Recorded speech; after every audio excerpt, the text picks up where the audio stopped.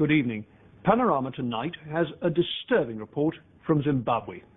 In the troubled part of that country called Matabeleland, we found much evidence that government troops sent in to quell lawlessness have themselves committed wanton murder.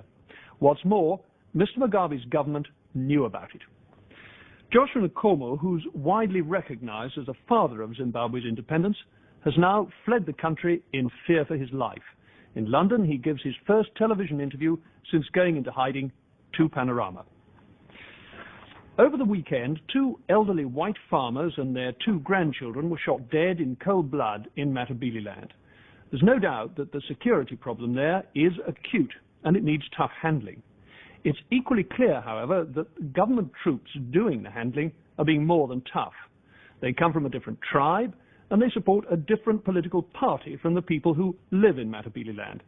Few doubt that in the hunt for dissidents, old scores are being murderously settled. Jeremy Paxman was in Matabeleland last week. He reports now on the extent of the massacre and the threat it poses to the still fragile unity of newly independent Zimbabwe.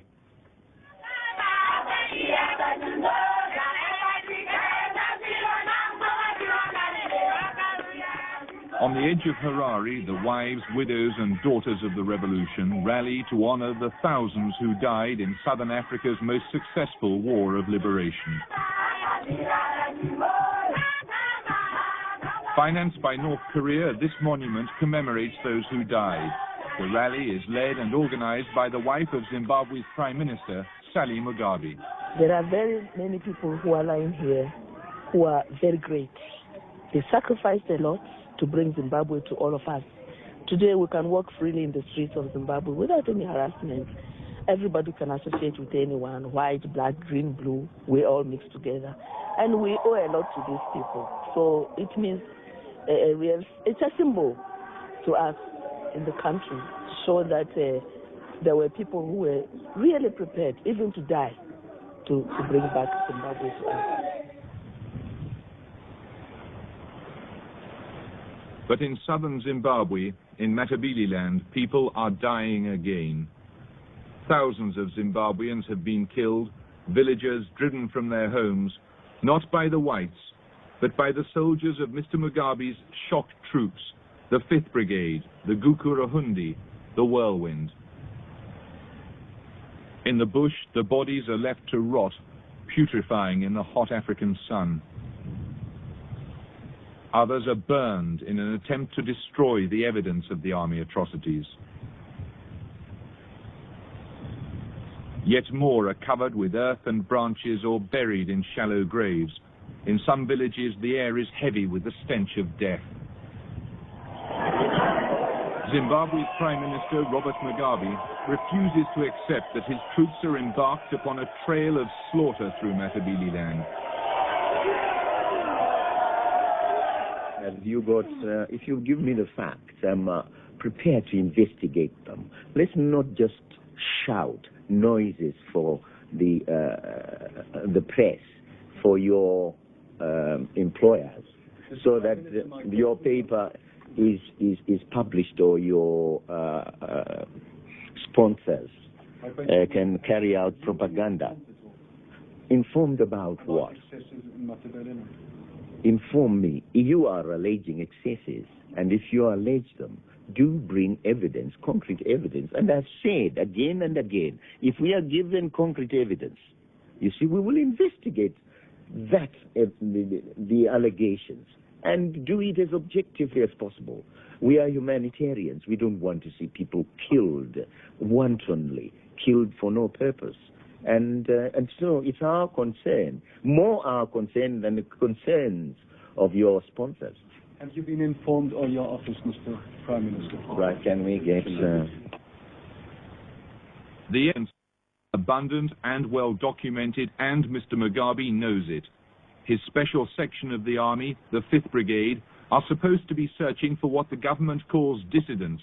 In fact, they are murdering wantonly.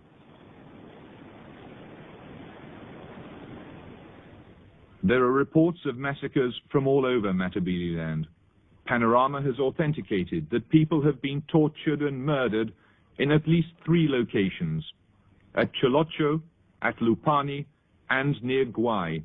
We have seen documented proof from one area, only 20 miles across, that in one 3-week period, no less than 95 people were wounded by the army and a further 97 murdered. We cannot give a total figure for the number of people tortured or killed by the 5th Brigade for 2 reasons. Firstly, most of the killings take place out in the bush where there's a 24-hour curfew. And secondly, a government official has told us that any journalist caught in what are obliquely called the affected areas is liable to be shot. The consequence has been a reign of terror so intense that eyewitnesses to the atrocities are afraid to say what they've seen, and even white people who work in the bush are afraid to speak out openly. The soldiers move into the kraal, that they ask where the dissidents are, and then they start to beat and to shoot the people. What sort of injuries do they inflict upon people? I saw people beaten up, I saw people shot, and I saw people being burned. Men, women, children, what? Men, women, children, all ages. The soldiers were gathering the people in schools. Other times they were lining the people up, and then they picked certain people and shot them. And how did people come to be burnt, for example? I was told that the soldiers are burning the huts. With people inside them? Even with people inside. What happens when the 5th Brigade comes into a village? Well, the normal thing is that they have a list of people that they're looking for. That's one thing. And then if these actual names of people, if these people don't happen to be there, then they start talking about dissidents. Have you seen any dissidents? And then, of course, if the answer is no, then the beating starts. So it goes on. And then eventually, in some cases, people are just shot. What happened to your brothers?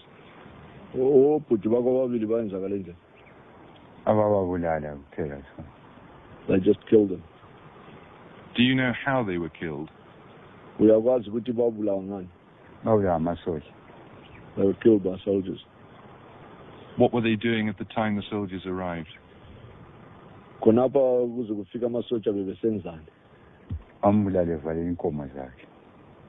My one brother they killed when he was closing up his cattle. And the other brother? They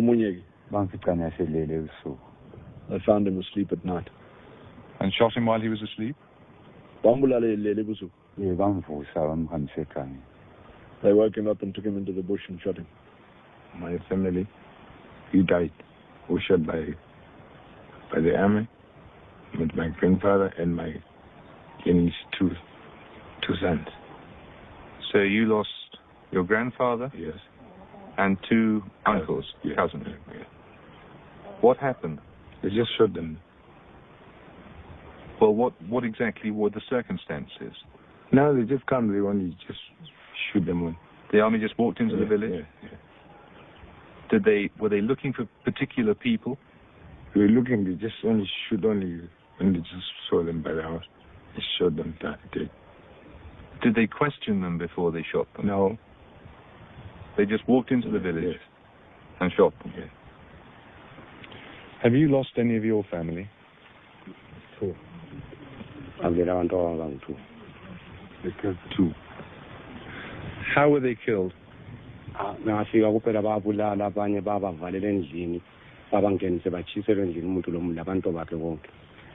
Then abanye bababuthele babezingqombiso azebeshanga umphofo phezulu bafe bonke lokho bebabuthele belekeni akusela mina akusela ba. It was just about 11 o'clock. They had much of the school was going on. Now they came up. They asked if ever the children had ever seen the dissidents. The children did not answer them. Then the headmaster is to ask the children if ever they could give the answer to them because the children were so frightened. Now, instead of the 5th Brigade asking some more questions, children, they shot 2 school children dead. They shot 2 school children in classrooms. Are you thinking of inviting such a human rights organization as the Amnesty International to examine what really happened or what didn't happen in that area. I've never heard any government in Europe or elsewhere inviting humanitarian organizations to investigate their cases. We are an independent state. We are not dictated from your capitals. We will investigate cases ourselves. You see, have there been any amnesty investigations into Northern Ireland? Did you hear of any? In a conflict situation, people die. Everybody knows it who has had any rudimentary military training. There would be no point sending units of the army if there was no trouble and if nobody was going to die. But the suggestion is that innocent civilians are being murdered by the army. Innocent civilians are not being murdered by the army. Who is being killed by the army then? The army has been operating to flush out the dissidents who have been operating in this area. But the dissidents have also, realizing their weakness, taken cover within the civilian population. And it is when there is that type of conflict that some civilians might die. But it is simply a question that they are harboring the dissidents, and when dissidents attack the army from within the civilians, obviously the army cannot run away until the dissidents have separated themselves from the civilians. They fight back. In opening this conference, I expressed the hope that we would be able to lay the foundations for a free, independent and democratic society in which all the people of Rhodesia, irrespective of their race or political beliefs, would be able to live in security and peace with each other and with their neighbors. The Lancaster House Conference ended a bloody war of liberation. To the Matabele people, the attitude of the British government now seems at best like indifference. But the British and other foreign governments who support Mugabe say they must continue to help the new nation despite the killings. To cut off aid, they say, would end what influence they have. Now, see, you is the last man all the time. Wake up. Because some of them, of course, have not done this particular weapon. Hey, you, come on, watch out. What is lying you? So they have to... Today, Britain has over 100 officers and NCOs in Zimbabwe training the new national army. 400! And some of them... You. Can't at all. Watch out, you. Okay. The army is made up both of former members of the Rhodesian army and ex-guerrillas from Mr. Mugabe's Zanla and Mr. Nkomo's Zipra. But recently, the head of the army, Rex Nongo, the man on the right, has begun to talk privately of the need to demob all Mr. Nkomo's former Zipra fighters. Zimbabwe's greatest need is for national unity. If she were left with a sectarian army, it could be a prelude to catastrophe. The British remain curiously optimistic. We have some good people coming in. The motivation of the students, you have to see them to believe it. They really want to learn, and of course it makes it much easier for me to teach people that want to learn. But of course I'm sure that Major Matisi, my right-hand man, might be able to give you the other view from the National Army. There's a lot of stories, Major, about tensions in the army between the two former wings of the Patriotic Front. Is there any evidence of that here? I would like to comment on that, but I think, if I might interrupt you, I think that perhaps that you're not the person to comment on that. Perhaps it's for me to comment, because there are three factions here. There's the former army, and then the two factions of the Patriotic Front. Edward, of course, is a former army, and Edward might not see things as clearly as what I do. And I must answer that here in this particular unit, there's no evidence of this at all. And from what we've seen of all our students, Edward, that come from everywhere, I think that what the problems of 2 years ago have now diminished into almost nothing. Well, in spite of all the stories out of Matabele land? Well, there are stories in Matabele land. There are stories in Ireland. And you want to believe who writes what story?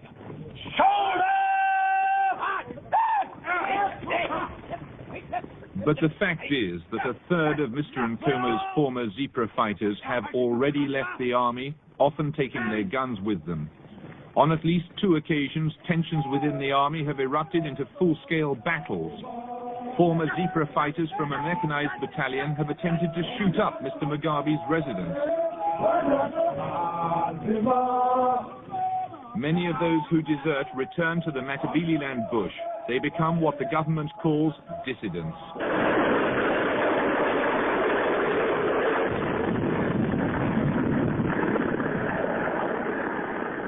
Last year, the government moved in the army to try to hunt them down. Despite the use of experienced trackers, helicopters and mounted infantry, the operation was a failure. The dissidents, after years of guerrilla warfare, know well how to avoid a conventional army. In July last year, they demonstrated their capacity by attacking this lorry and kidnapping 6 tourists, British, American and Australian. They've not been heard of since. Convinced that the kidnappers had local support, the army's tactics became more heavy-handed. Anyone suspected of any contact with the dissidents was liable at least to a beating.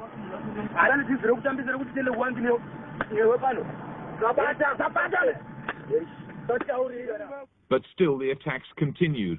On New Year's Eve, Benji Williams, a 70-year-old white farmer, was kidnapped, then beheaded. His grandson, David Bilang, hasn't been seen since. The boy's parents have heard nothing further from the kidnappers and little from the security forces. One's got to accept that the army had a difficult task in that they had to cover a vast area, in addition to which they received very little or no cooperation from any of the rural Africans insofar as reporting the movement of any dissidents in that particular area. The local people were uncooperative? Very much so. Why was that, do you think? Principally because if they do give away the presence of dissidents operating within the area, they are regarded as sellouts, and thereafter their life is in danger. And on the other hand, if they do not cooperate with the security forces, they can also be in for a hard time. It's a terrible position for them to be in then. It's a most invidious one. Mrs. Bilang, your father has been killed by the kidnappers. Do you believe your son is still alive? I do, yes. I think he's still alive. I pray to God he is anyway. And I pray that he's been well looked after. And I just pray too that somebody responds and gives us some information as to where his whereabouts. Because it's not nice to have your child kidnapped. The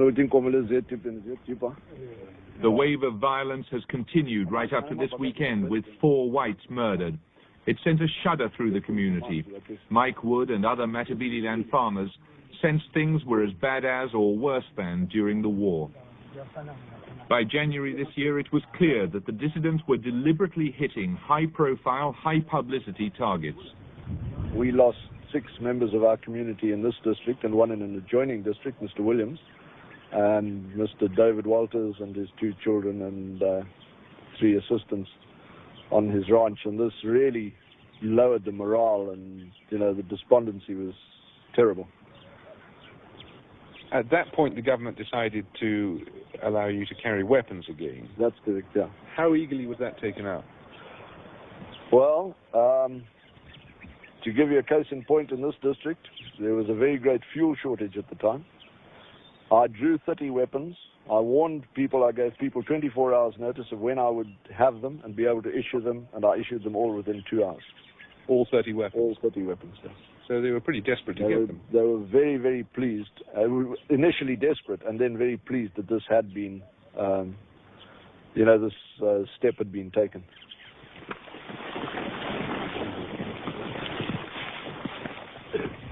Mugabe felt the government had to act. Some units of the army, particularly those with experience of the Rhodesian days, are trained and continue to be trained for this, the most difficult sort of operation. Come on! Fight through! Straight in! Straight in! Straight in! Straight in! Come on, straight through! But although comparatively well trained, the National Army comprises also Nkomo's former Zipra guerrillas. The government decided they weren't reliable enough. They turned instead to the 5th Brigade. Trained by the North Koreans, it is distinguished by the fact that it is almost exclusively ex-Zanla fighters, Mugabe's Praetorian Guard. Why was it decided to send the 5th Brigade to Matabeleland? At the outbreak of the problems that we had in Matabeleland, we initially reacted to the problem as a simple problem of law and order, and we sent the police units there. But because of the pattern of organization involving both the ex-Zebra dissidents, the political infrastructure, we got to a position where it was realized the police alone were being ineffective. We therefore decided to reinforce the police with units of the Zimbabwe National Army, integrated battalions. And this was particularly at the time when the tourists were kidnapped. But in the course of operations, to our disappointment, some of the Zebra elements within the National Army actually deserted during operations. And we had the ridiculous position that rather than fighting against the dissidents, we were actually facilitating the process of reinforcing them. And we found that it was ineffective to use such units. And we therefore, in the end, decided to send units of the 5th Brigade. For one, they are loyal to the government, and secondly, they wouldn't desert, and they would see to it that they carry out the task which they have been assigned as successfully as they can. They wouldn't desert because they were mainly ZANU supporters? They are loyal to the government. What's your view of how the 5th Brigade behaved towards the white farming community? I think basically very well indeed. We know that they're here to protect us, and they know that they're here to protect us, and we work together, and we had no problems really with them. What do you think of how they treat the Africans? I'd rather not answer that question. Why not? As I said, I'd just rather not answer it.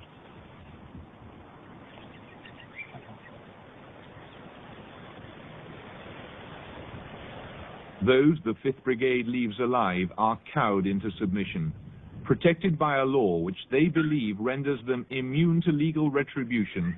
The army policy in the fight against terrorism is counter-terrorism. More alarming perhaps even than their political loyalty is the fact that by the unhappy configuration of politics and tribal background, their rampage is coming to be seen as a continuation of age-old tribal wars. Mugabe's ZANU party draws most of its support from the majority Shona tribe concentrated in the northern and eastern areas. In Matabeleland, support for Nkomo's ZAPU comes from the minority Ndebele. In the mid-19th century, the Ndebele, a Zulu tribe under their warrior chief Umzilikazi, swept up from the south, overwhelming the indigenous tribes, including the Shona. Under Umzilikazi and his son Loban Gula, the Ndebele ruled Matabeleland until the arrival of white colonists led by Cecil Rhodes.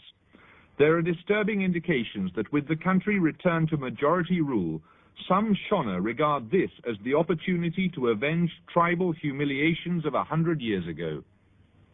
Quite definitely. The whole idea is to either eradicate the opposition party, ZAPU, and perhaps even eventually to eradicate completely the Matabele. The Headmaster asked what they wanted. They said, well, war has started again.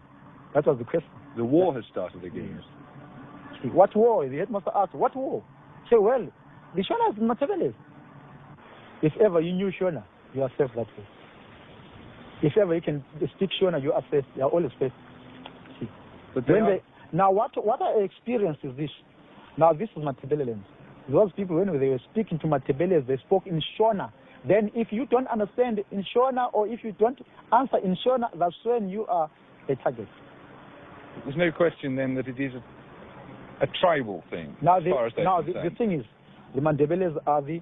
Now, there is this thing, I think you might have heard it. All the Mandebeles are dissidents. If all Matabeles are dissidents, then anyone is a target. Most of the victims are young men, but even children have been butchered. And there's another strategy at work. Many of the stores in the bush upon which people depend for their food are closed because the army won't allow through the vehicles which bring in supplies. To get food, people must risk breaking the curfew and walk miles to buy the mealie meal, which is their staple diet. There are signs already of malnutrition. To some of the Ndebele, it seems they are being starved into submission.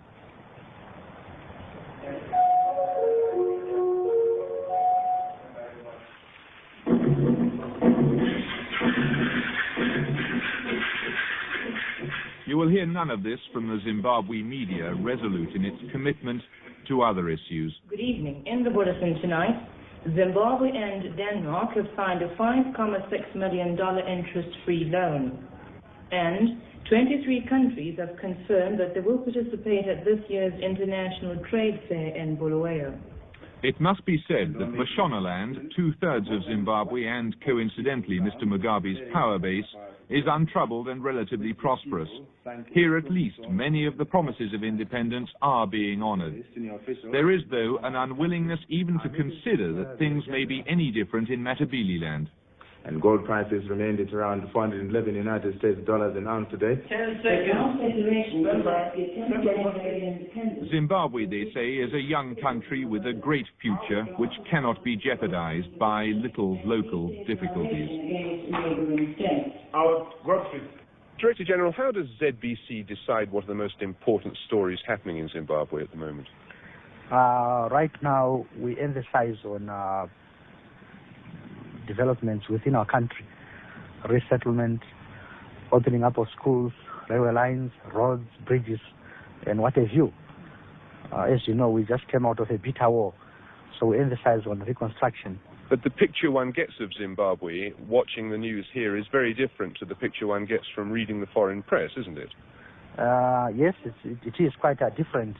There's been a distortion by some international news agencies regarding the situation here. The foreign press is reporting, for example, that 1,000 people have been killed in Matabeleland, and yet there's no mention of that on your news bulletins, is there? That's not true. I don't know how they came up with those figures. You find a few people killed in the crossfire. It happens here and there. But if you were to go to Bulawayo today, it's quite quiet. Bulawayo, the capital of Matabeleland, is the nexus of Zimbabwe's railway system and vital to the economy.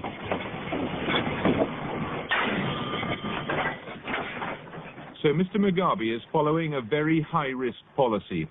Zimbabwe is landlocked, its railways are critical, and its main trading partner is South Africa. To survive, it must somehow get its exports out of the country, and it must be done by rail. Zimbabwe's rail routes to the east are already vulnerable to South African-backed guerrillas in Mozambique. The railroad to the north, through Zambia, is highly unreliable. Both Zimbabwe's vital arteries to the south run through Matabeleland. If things were to get out of control here, if the Matabele fight back, Zimbabwe could be paralyzed. No, but there's far too much green being mixed in with some of the other grades, over.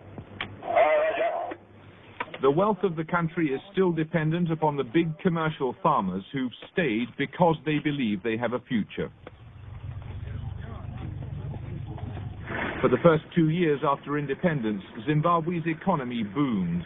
After the isolation of UDI and sanctions, suddenly crops like tobacco could be sold openly on the world markets. Production rose, so did wages. But this year, hit by the world recession and the effects of the worst drought this century, the economy is faltering.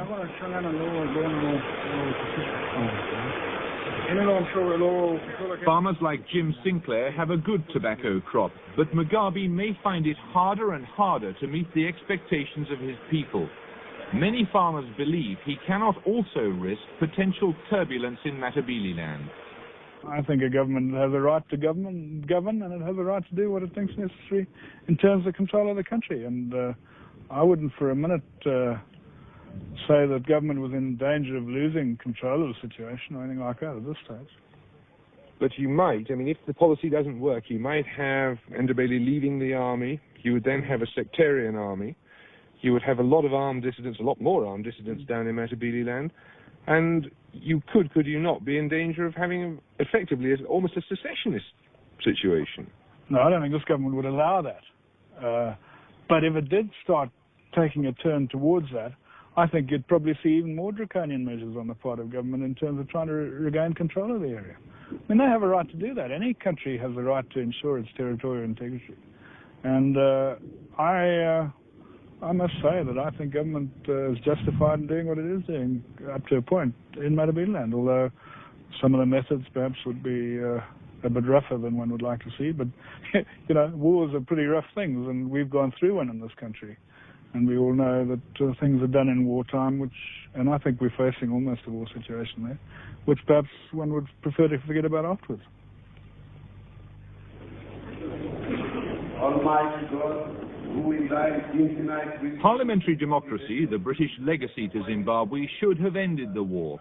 But a 2- or 3-party system is neither necessarily the most appropriate for the country, nor does Mr. Mugabe believe in it. When he won the election, he took Mr. Nkomo into government, but he hopes to achieve a one-party state, he says, by agreement. Some think the Matabeleland campaign is part of that plan. Ian Smith, the man who deprived the black majority of their rights for so long, is today deprived of his passport. He believes the government has abandoned its commitment to reconciliation. They broke their promises with Nkomo and ZAPU after Lancaster House. They've driven the Matabeles into a corner. What do you expect the Matabeles to do? I never criticized this government in public, the Prime Minister, and I said to my caucus, you mustn't do it because we're trying to help them. We want to get them established. Until they attacked me.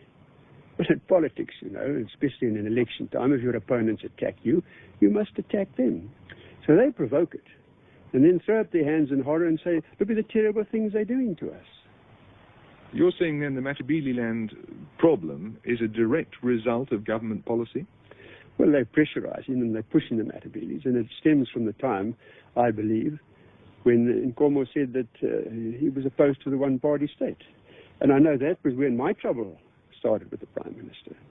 We got on very well together. We used to meet regularly. And he said he was pleased to see me because I represented the white people, and he wanted to know what the white people were thinking. I was always met very courteously. But then, on one occasion, I had to tell him, I cannot go along with you and your one-party state philosophy because that will mean the end of freedom to me. And I pleaded with him to stop it because he was destabilizing our whites more were emigrating. And I knew from my contacts with businessmen overseas that he was prejudicing investment in our country. So those things were bad for the country. You're suggesting then that Mugabe has decided that if he cannot get a one-party state by consensus, he'll get it by whatever means is necessary. Well, you said it. I've decided to drop from the government Mr. Joshua Nkomo, Mr. Josiah Sinamano. The political demise of Joshua Nkomo began in February last year. Although Nkomo himself remained apparently buoyant and other ZAPU ministers stayed in government, his sacking led to an upsurge in attacks by the dissidents.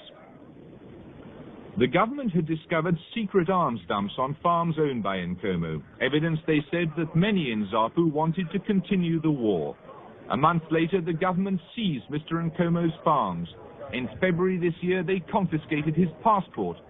Meanwhile, the 5th Brigade had begun their work. In the eyes of people in Matabeleland, it appears as if it is a Shona-dominated government which deliberately wants to liquidate Zimbabweans. This is what worries me a lot. Do you believe there may be any truth in those fears? I don't want to believe that there is truth in that. I don't want to believe that there is truth in that. There are many people in Matabeleland who believe it to be true. Well, you see, they are bound to. Honestly, they are bound to, because they are in the area and they are Ndebele speaking. And if they are so brutalized and harassed and have their relatives killed, the way reports reach us, they are bound to feel so. Mr. Nkomo believed himself relatively safe in the townships of Bulawayo. The murders of the Ndebele, after all, were taking place out in the bush. But 2 weeks ago, the army moved into Bulawayo itself. They cordoned off the African townships and prevented us filming them openly. Jeremy Paxton from the BBC. How are you? For 2 days, the troops kept us out of the area while they swept through, searching houses, arresting 200 people, including senior officials of Mr. Nkomo's party, and killing a number of others. A government spokesman described the operation as a complete success. When finally we penetrated through the army lines to Mr. Nkomo's house, it was deserted. He'd been tipped off and was away in hiding when the army called. It probably saved his life. In apparent frustration and anger, the soldiers smashed holes in Mr. Nkomo's car. Then they discovered Mr. Nkomo's driver was hiding in the servants' quarters. The troops shot through the window. An official statement claimed the driver had pulled a gun. Eyewitnesses tell a different story. Mr. Nkomo's driver, he was just on top of his bed. And then the chief brigade, they come inside and they just shoot him without talking. Just walked in, he was lying on the bed, yeah, and they just shot him. Just shoot him without questioning.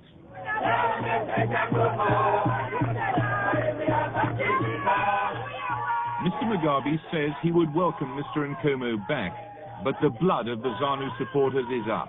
Ministers are talking openly of the need to liquidate ZAPU. Only 3 years after independence, Mr. Nkomo has been driven out of the country he fought for. His party, his people are leaderless. Supporters of Mr. Mugabe's ZANU believe now is the time to finish the two-party system for good. What do you think should happen to Mr. Nkomo? In my opinion, I wish Mr. Nkomo to be arrested if possible. Why? He's very silly and mischievous.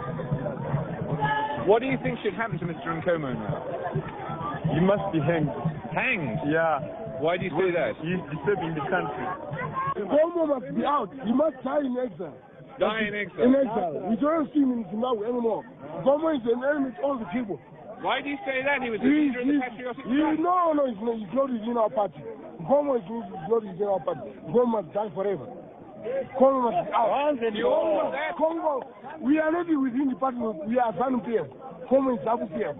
And that's all. And what we need is only one party state. We are going. No more. We will tell Mugabe. We will order Mugabe. We are going to order Mugabe to declare one party state. If not, then otherwise you can read our paper here. We will tell Mugabe. We will tell our prime minister to tell the whole world that we need a one party state. That's all. Mr. Mugabe cannot be unaware of the Matabeleland massacres, nor of the dangers for his country. At this ZANU rally last week, the biggest banner read, "Pamberi, forward with the 5th Brigade. We wish you well." Some reason there to believe Joshua Nkomo when he says he left Zimbabwe because he was afraid for his life. For a week now, he's been staying out of sight in a London hotel where we met him this weekend. Mr. Nkomo emphasized that he did not consider himself an exile and that his intention was to return to Zimbabwe once he got some assurance from the government there that he'd be safe. It's possible that his old friend Kenneth Gonda of Zambia, who arrives coincidentally in Britain tomorrow, will be able to mediate. Certainly, Mr. Nkomo seems eager to keep lines of communication with Zimbabwe open. In his interview with Jeremy Paxman, he was anxious to stress the need for reconciliation and to downplay the dangers of tribal war. Dr. Nkomo, on reflection, do you think that it was right for you to leave Zimbabwe? Well, I don't think it needs any reflection. It was a question of threat to my life. I had to leave. I had to be somewhere. in order that I'm able to try and help in settling the problem that had arisen. There was no doubt in your mind that your life was in danger? I don't think there is anybody who is in doubt. For 3 people having been killed in my house, it was quite obvious what would have happened if I had remained. Where do you believe the threat to your life came from? Well, it came from the 5th Brigade when they invaded my house and ransacked and killed the 3 people in the house. What's your view of the 5th Brigade? Well, I think I did say my point when it was being formed. I said it to the Prime Minister that it was a pity a brigade outside the National Army was being formed, and that I feared it would be used as a political army apart from the National Army. It appears it is being used so. Many people suggest that it's a tribal army.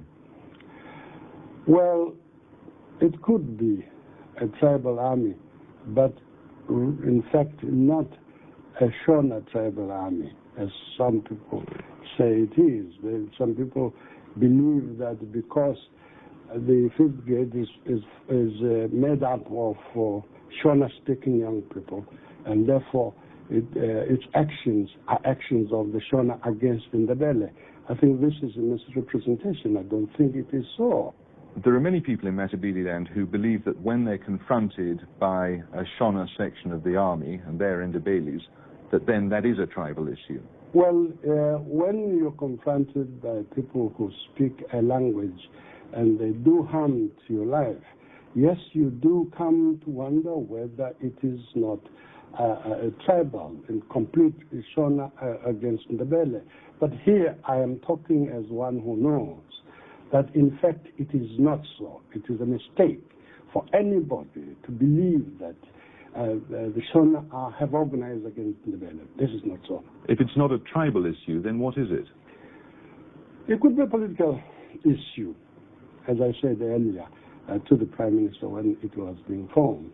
I said I feared it could be a political party army, and this possibly is what it is, and not a tribal as such. It does not embrace the tribe, the people of Shona-speaking people as against Ndebele.